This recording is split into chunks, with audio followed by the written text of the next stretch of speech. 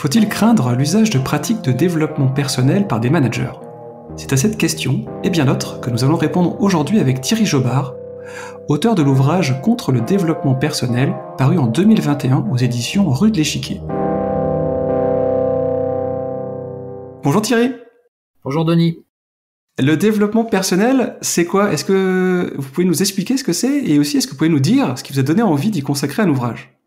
Alors c'est la première difficulté, c'est d'arriver à définir le développement personnel, parce qu'il y a beaucoup de gens qui ont essayé de le faire, qui n'y sont pas forcément parvenus. Ça, c'est la première difficulté avant même de commencer d'en parler, parce que c'est une nébuleuse pleine de courants, de mouvements, d'emprunts, de redites, qui font qu'on peut difficilement le définir, sauf si on établit une définition qui aura le défaut d'être très générale. Ce serait celle-là, si vous voulez. C'est un ensemble de techniques qui visent à optimiser ses qualités, la connaissance de soi, l'ouverture aux autres et au monde, dans le but d'une optimisation permanente. Voilà. C'est très général, c'est presque vague, mais ça permet de pas trop en laisser à côté. Ce serait ça, les mots importants étant technique et optimisation. Voilà. Et pour parler de technique, justement, je me permets de vous couper parce que les techniques, est-ce que c'est ce qu'on appelle l'analyse transactionnelle, la PNL, l'énéagramme, la MBTI, tous ces éléments-là, ce sont en fait les techniques du développement personnel? Alors, il y a ça, oui, effectivement. Il y a de l'analyse transactionnelle, il y a de la PNL qui vont être réemployées, qui vont être un petit peu arrangées à chaque fois. En fait, chaque courant et chaque auteur a tendance à arranger un petit peu les choses à sa façon. Et vous avez aussi, on peut, c'est la difficulté de la chose, c'est d'arriver à embrasser l'ensemble des pratiques qu'on dit relevant du développement personnel, parce que la méditation en fait partie, le yoga d'une certaine façon, en tout cas la version occidentalisée du yoga peut en faire partie également, de même que tout un tas de choses qui vont d'un arc partant de la psychologie, passant par la spiritualité jusqu'à l'ésotérisme et la philosophie, vous voyez. Donc Okay. Tout cela relève d'une certaine façon du développement personnel. Ça ne veut pas dire que la philosophie, par exemple, soit du développement personnel, mais ça veut dire que le développement personnel se sert de certaines choses dans l'histoire de la philosophie pour alimenter son propre discours. Et c'est ça qui fait que c'est difficile à définir, puisque le développement personnel est une espèce d'agrégation permanente et de recomposition et de fluidité permanente qui se sert de tous les outils qui peuvent passer à sa portée. Et alors ces outils, effectivement, il peut y avoir l'énéagramme, la PNL, l'analyse transactionnelle, tout ça c'est déjà assez ancien, mais ça sert toujours. Mais ça peut être aussi des choses plus récentes, comme des emprunts qu'on va faire à certaines traditions, comme le Ho'oponopono, par exemple, qui a eu le vent en poupe il y a encore 3-4 ans, en librairie en tout cas, comme l'ikigai, qui alors le Ho'oponopono c'est hawaïen, l'ikigai c'est japonais, mais vous voyez, on prend des choses un peu partout, et on les mélange dans une sauce développement personnel. Ok. Et vous parlez d'agrégation permanente, ça veut dire que le développement personnel évolue constamment? Ah oui, c'est une évolution permanente. Pour se renouveler, pour survivre, il faut se renouveler en permanence. C'est comme la mode. Donc en fait, il y a des modes comme ça. C'est-à-dire que, bon, je vous parlais tout à l'heure du Ho'oponopono, il y a eu un premier ouvrage qui était sorti sur le sujet, puis un second, un troisième, et puis après, il y a eu tout un ensemble de livres qui constituaient tout un rayon de librairie sur le Ho'oponopono. Alors maintenant, c'est passé de mode, on passe à autre chose, mais c'est sans cesse un renouvellement d'un clou qui chasse l'autre. D'accord. Et c'est quoi le Ho'oponopono? C'est une technique un peu de méditation d'origine hawaïenne, mais si vous voulez, ça fait partie de ces choses. Tout ce qui est emprunté et utilisé par le développement personnel est adapté à un public occidental ou européen. D'accord. Donc, si vous voulez, ça n'a pas grand-chose à voir avec ce que c'était au départ, puisque on extrait une tradition ou une pratique de son milieu social et culturel pour le transposer à la sauce occidentale. Ok. Et pour le rendre, on va dire, consommable par des Occidentaux. C'est tout à fait ça. Donc, ok, donc c'est-à-dire qu'il y a une dimension marketing très forte dans le développement personnel? Ah, bien entendu, oui, oui, oui. Oui, oui, c'est d'ailleurs les plus grands, en tout cas les plus connus des auteurs de développement personnel s'apparentent maintenant à des marques. Vous avez une marque Christophe André, vous avez une marque Fabrice Midal, par exemple, vous avez une marque Lise Bourbeau. Voilà, ce sont des gens qui maintenant, par leur nom, symbolisent à la fois un volume de vente assez considérable et en même temps un gage de qualité, je mets qualité entre guillemets. Et qu'est-ce qui vous a donné envie de consacrer un ouvrage à ce sujet-là? Alors c'est des raisons tout à fait conjoncturelles, puisqu'en fait, moi je suis libraire, je m'occupe des sciences humaines, donc plutôt histoire, philo, anthropologie, psychologie, et pour des raisons tout à fait banales d'organisation interne de la librairie, je me suis retrouvé à devoir m'occuper du rayon développement personnel. Et c'était des choses qui ne m'attiraient pas spontanément et que je regardais avec un petit sourire en coin quand je voyais les titres, 5 blessures qui empêchent d'être vous-même, les 4 accords Toltec, voilà ces choses-là. Mais comme j'héritais de ce rayon, il a bien fallu que je commence à voir d'un peu plus près de quoi il était question. Donc j'ai commencé à lire ces livres de développement personnel. Et l'idée du livre est venue de là, c'est-à-dire que en lisant ces livres, donc ceux que je vous ai cités, parce que encore une fois, il y a tout un tas de courants différents et des niveaux de qualité différents, mais en tout cas les plus fameux, par exemple Lise Bourbeau, par exemple Don Miguel Ruiz avec les 4 accords Toltec, je les ai lus et j'ai été tellement stupéfait par ce que je lisais que d'une forme de mépris ou d'indifférence, je suis passé à une colère. Une colère parce que j'avais l'impression, pour dire les choses très clairement, qu'on prenait les gens pour des cons. Et ça ne me plaît pas du tout. Et en parlant de ça, en parlant de ce que vous avez lu, il y a un extrait dans votre ouvrage qui est, je vais le citer, qui est de Lise Bourbeau, que vous avez déjà évoqué tout à l'heure. Elle dit « Puisque l'on évoque toujours ce que l'on sème, en aimant, nous récolterons l'amour ». Donc ça, c'est la fin de la citation. Je serais prêté, moi aussi, à avoir un petit sourire quand j'entends ce genre de phrase ou plutôt de vide. Et vous, face à de tels propos, vous expliquez qu'il faut plutôt que de s'en moquer, il faut prendre ça très au sérieux. Et qu'est-ce qui vous fait dire ça, qu'il faut prendre le développement personnel très au sérieux? Si vous voulez, Lise Bourbeau, cette blessure qui empêche d'être soi-même, c'est un livre qui s'est vendu à des millions d'exemplaires dans le monde, des millions d'exemplaires. Et c'est un livre que moi je vends ou que je vois vendre en librairie tous les jours. Donc si vous voulez, quelque chose d'insignifiant peut prêter à faire sourire, mais quelque chose qui prend une telle ampleur ne fait plus du tout sourire, parce que si vous voulez, c'est tout un système qui se met en place. Quand on parle de développement personnel, on parle de livres, on parle de magazines dédiés à ça, on parle de podcasts, on parle de conférences, on parle de séminaires, on parle de stages, on parle de management, puisque le développement personnel est utilisé également en entreprise. Donc si vous voulez, ça prend une telle ampleur qu'à un moment, je trouve pas ça drôle du tout, et je ne peux que m'interroger sur les effets que ça peut avoir, puisque c'est un tel mouvement de fond, tellement général, qui touche tellement de domaines différents, qu'il y a forcément quelque chose derrière qui dit quelque chose de notre époque. Par exemple, pourquoi va-t-on, quand on a un moment de doute, de souffrance, d'interrogation, pourquoi va-t-on lire des livres de développement personnel? Ça, c'est une question qu'on peut se poser. Quel type de société fait que on en vient à lire des livres de gens qu'on ne connaît pas et qu'on n'a jamais vus, mais qui vont vous expliquer, qui vous connaissent mieux que vous-même et vous aider à vivre? C'est une vraie question, je crois. Oui. Et quels sont les acteurs et les actrices du développement personnel en France? Ah, ils sont nombreux parce que, en fait, si vous voulez, il y a déjà toute une part de la production éditoriale qui est traduite de l'américain, donc des best-sellers et des long-sellers. Et puis, il y a une école française, si on peut dire, avec des gens qui, au départ, ont une spécialité. Par exemple, Christophe André est psychiatre au départ, donc professionnellement, c'est quelqu'un de tout à fait respectable. Il s'appuie sur quelque chose Fabrice Midal, au départ, il y a très longtemps, est philosophe. Donc, vous voyez, il y a quand même un corpus et une méthodologie qui est là au départ, et qui est un gage de sérieux.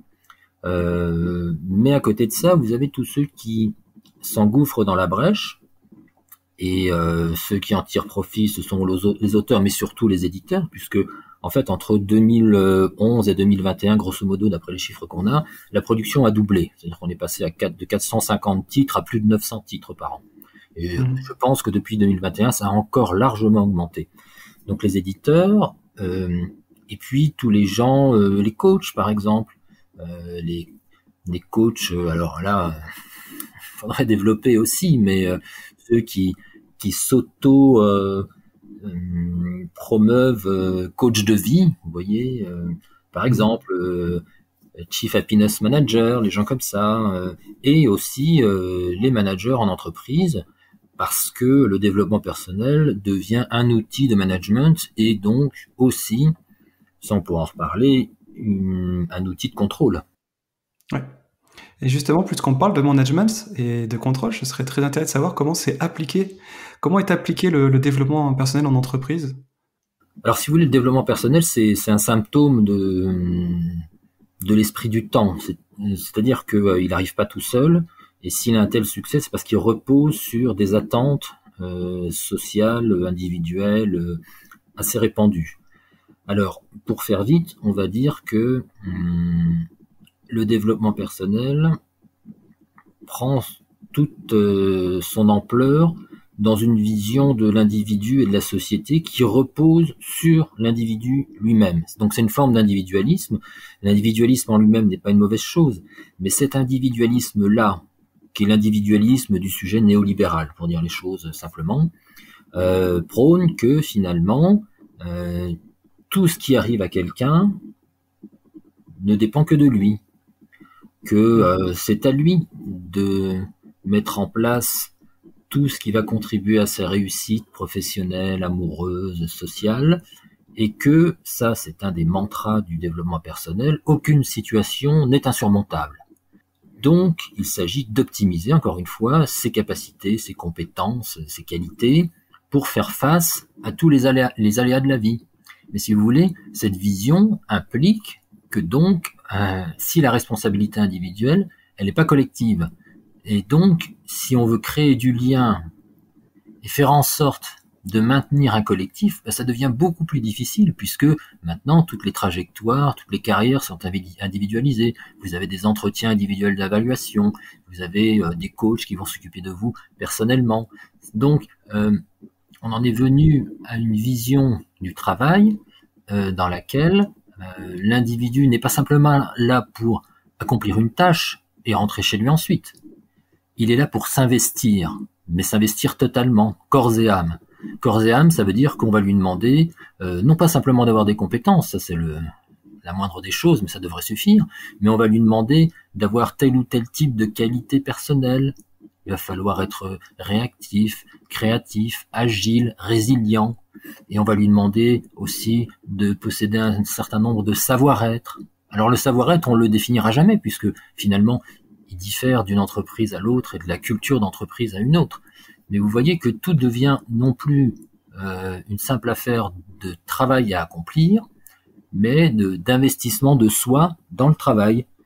Du coup, c'est la subjectivité de l'individu qui est mise à contribution. Or, si il arrive, et il arrive toujours, un problème, l'individu va se retourner contre lui-même et le monde du travail ou son encadrement va se retourner contre lui en disant oui, tu es responsable de tes réussites, mais tu es responsable de tes échecs. Or, on sait très bien que dans une entreprise, les échecs sont aussi beaucoup question d'organisation. Mais seulement, vous voyez, cette façon à laquelle contribue le développement personnel d'individualiser la responsabilité de chacun permet de ne jamais remettre en cause la structure et l'organisation et aussi le pouvoir dans les entreprises. D'accord. Donc on fait reposer la responsabilité sur les personnes sans construire un collectif et sans avoir possibilité de remettre en question tout ce qui nous entoure, que ce soit la structure, que ce soit l'organisation. Oui, et puis des données qu'on ne maîtrise pas. Je veux dire, chacun naît avec des qualités, des défauts, chacun a plus ou moins de chance, et puis chacun, en fonction du milieu dont il provient, aura plus ou moins de d'aide et d'aptitude et de connaissances. Malheureusement c'est comme ça. C'est très divers. On n'est pas tous avec les mêmes chances, mais le développement personnel implante l'idée que finalement, si tu veux, tu peux. Donc, si tu peux pas, ben c'est de ta faute. Et c'est ce qui contribue, selon vous, à la servitude volontaire des salariés par le biais du développement personnel? Oui, bien sûr, parce que si vous voulez, à partir du moment où vous mettez de vous-même, de votre subjectivité dans votre travail, en cas de remise en cause, c'est pas seulement ce que vous avez fait qui va être remis en cause, c'est vous-même. Donc si on assiste depuis quelques années à une explosion des cas de dépression, de burn-out, là-dessus, les psychologues du travail sont unanimes, il n'y a aucun doute sur le sujet. Si on assiste à ça, c'est parce que, si vous voulez, l'individu est pris dans ce projet, ces projets dans lesquels il s'implique tellement qu'il ne supportera pas, en cas de problème, la réalité des choses. L'échec va être son échec personnel, son échec en tant qu'individu, en tant que personne, et non pas simplement une chose qui arrive et qui aurait pu ne pas arriver. Vous voyez, il y a une espèce de destin qui se met en place, qui plane au-dessus de la tête du salarié, du sujet néolibéral, qui fait que il n'a plus de recul par rapport à ce qui devrait être simplement une activité salariée. Et dans le discours qui est employé par les experts en développement personnel, les auteurs, les autrices ou les coachs, est-ce que il y a un discours qui est en lien direct avec le travail, ou c'est toujours uniquement sur les personnes et comment elles peuvent se réaliser, ou pour reprendre les termes que vous avez utilisés tout à l'heure, pour s'optimiser? Mais il y a pas d'étanchéité entre les domaines. Il n'y a pas de domaine dans lequel le développement personnel ne puisse pas accéder. Mais encore une fois, parler de développement personnel, c'est une étiquette un peu trop floue, un peu trop large. Ce dont il faudrait parler, c'est d'une forme contemporaine d'individualisme qui fait que donc chacun doit développer son propre capital. Alors son capital économique, bien sûr, mais son capital de séduction, son capital de santé. Il est redevable de tout, vous voyez, parce que c'est à lui de faire fructifier ses qualités, ses compétences, et de lever les barrières qui l'empêchent d'être lui-même. Ça, c'est le discours du développement personnel. Mais on le retrouve jusque dans des domaines apparemment à l'abri de ça, comme par exemple la religion, ou ce qu'on appelle la spiritualité. C'est-à-dire qu'aujourd'hui, par exemple, vous n'avez plus d'adhésion à un discours institutionnel qui était celui de l'Église catholique en France, par exemple, mais chacun va faire son petit marché dans les rayons des différentes croyances. Alors il va prendre un petit peu de bouddhisme, il va prendre un petit peu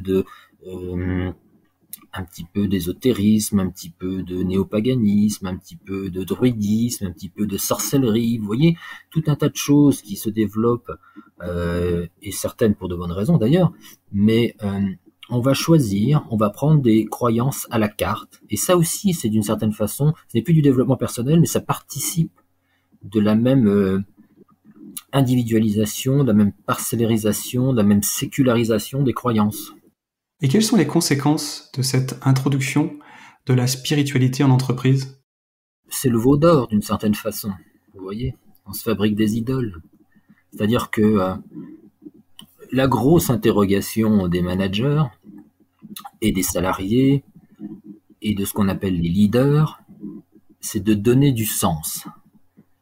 C'est de trouver du sens dans le travail. Ça, c'est une des grandes questions contemporaines. Comment redonner du sens au travail? Et on a l'impression que le sens, c'est une espèce d'objet perdu sur lequel il faut remettre la main, et une fois qu'on l'aura retrouvé, eh ben tout ira bien. Comme si le sens c'était quelque chose qui était déjà fini, achevé et clos sur lui-même, alors qu'en fait le sens c'est quelque chose qui se construit en permanence, qui se construit et qui se déconstruit.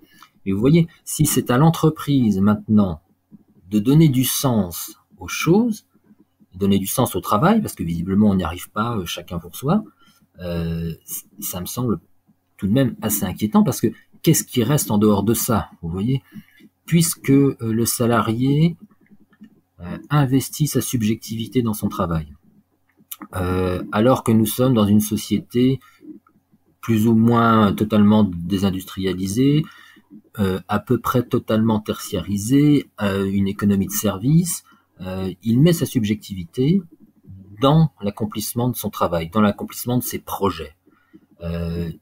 La frontière entre le monde professionnel et le monde privé est de plus en plus friable. Le télétravail n'arrange pas les choses d'ailleurs.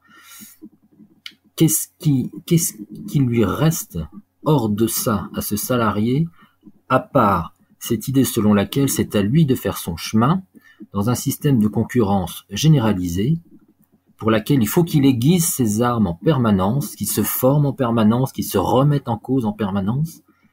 Vous voyez, c'est le hamster dans sa roue là. On tourne en rond et on est toujours à la merci d'une remise en cause totale, avec un monde qui est en perpétuel changement, puisque c'est ça, si vous voulez. Les fruits de l'expérience, la patience accumulée, le sens du travail, tout ça, c'est un peu terminé. On doit être tout le temps mis à jour, en quelque sorte. On doit être tout le temps capable de guerroyer sur le marché du travail. Et quand je dis le marché du travail, c'est valable également sur le marché de l'amour, avec les sites de rencontres, les applications pour lesquelles il faut se montrer sous son meilleur jour, quitte à mentir un peu. C'est possible aussi quand vous voulez acheter un bien quelconque, un bien immobilier par exemple, il faut que vous fassiez la preuve qu'on peut investir sur vous. Donc vous voyez, vous êtes tout le temps en concurrence et tout le temps susceptible d'être remis en cause sans jamais tirer les bénéfices des années de travail par exemple, ou des années d'expérience que vous auriez pu accumuler.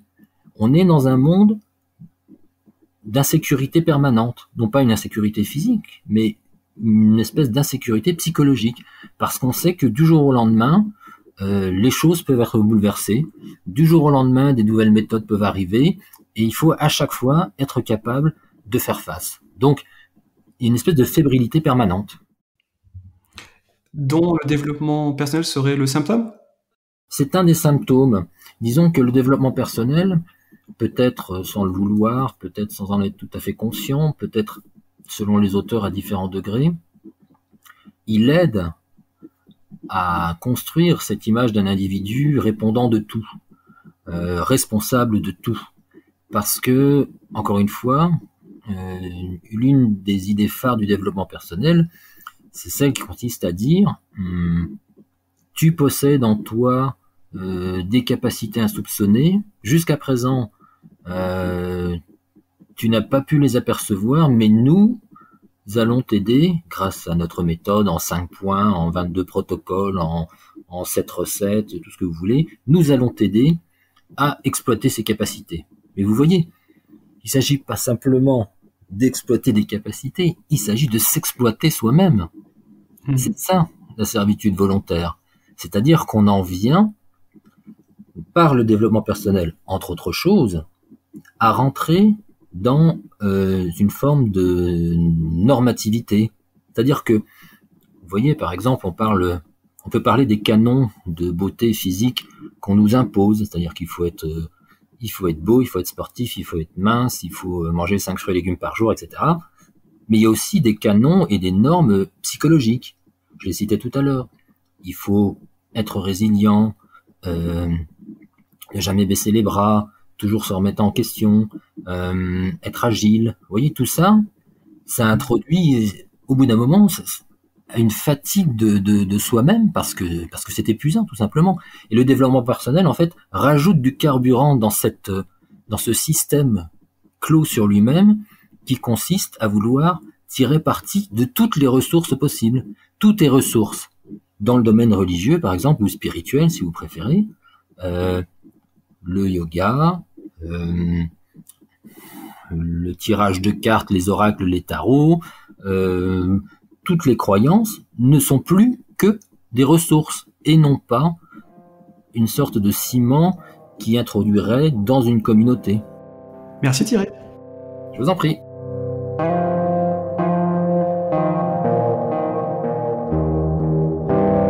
C'est sur ces mots que se termine notre épisode consacré à l'ouvrage Contre le développement personnel de Thierry Jobard, paru en 2021 aux éditions Rue de l'Échiquier. Si vous avez aimé cet épisode, pensez à nous suivre sur Twitter, LinkedIn et Instagram, et à vous rendre sur 0,org afin de découvrir nos précédents invités. Merci et à très bientôt.